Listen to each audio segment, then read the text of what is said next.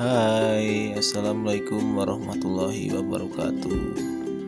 Kali ini saya akan menjelaskan tentang tes eksposisi. Sebelum saya akan menjelaskan, saya akan memperkenalkan diri terlebih dahulu.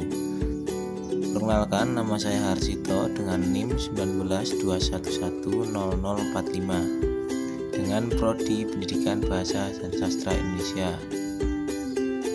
Kali ini saya akan menjelaskan tentang tes eksposisi. Yang saya akan jelaskan yaitu dari pengertian, tujuan, ciri-ciri teks eksposisi, struktur, jenis-jenis teks eksposisi, unsur kaidah penulisan teks eksposisi, dan unsur kebahasaan dalam teks eksposisi. Yang pertama saya akan jelaskan yaitu pengertian teks eksposisi. Ada yang tahu belum apa itu teks eksposisi? Nah, teks eksposisi adalah paragraf atau karangan yang terkandung sejumlah informasi dan pengetahuan yang disajikan secara singkat, padat, dan akurat. Adapun dari tujuan dari teks eksposisi adalah memberikan penjelasan informasi tertentu supaya dapat menambah ilmu pengetahuan, sehingga dengan membaca teks eksposisi maka pembaca akan mendapatkan pengetahuan secara rinci dari suatu hal atau kejadian.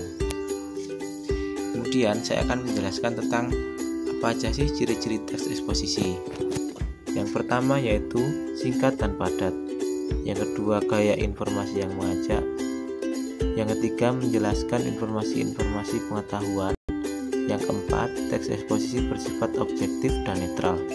Yang kelima, penjelasannya disertai dengan data yang akurat. Yang keenam, tidak memihak yang berarti tidak memaksakan pendapat dari si penulis. Yang keempat yaitu struktur teks eksposisi. Struktur teks eksposisi yaitu ada 4, yaitu yang pertama judul, yang kedua pernyataan umum atau tesis, yang ketiga argumentasi atau alasan, yang keempat penegasan ulang pendapat atau simpulan. Kemudian saya akan menjelaskan tentang jenis-jenis teks eksposisi.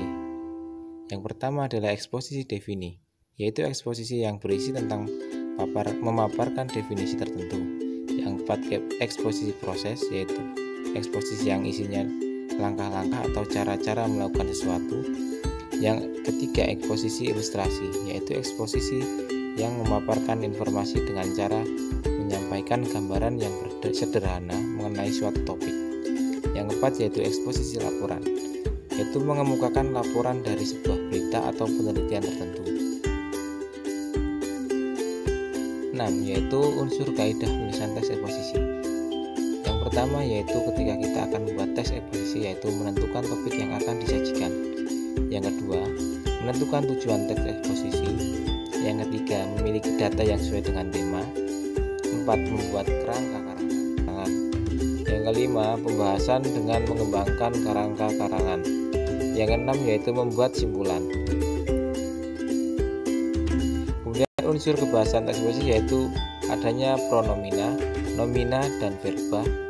Yang terakhir adalah adanya konjungsi. Ya, karena penjelasan saya sudah selesai, mari kita belajar bersama untuk membuat teks eksposisi dengan tema pencegahan corona. Selamat mengerjakan.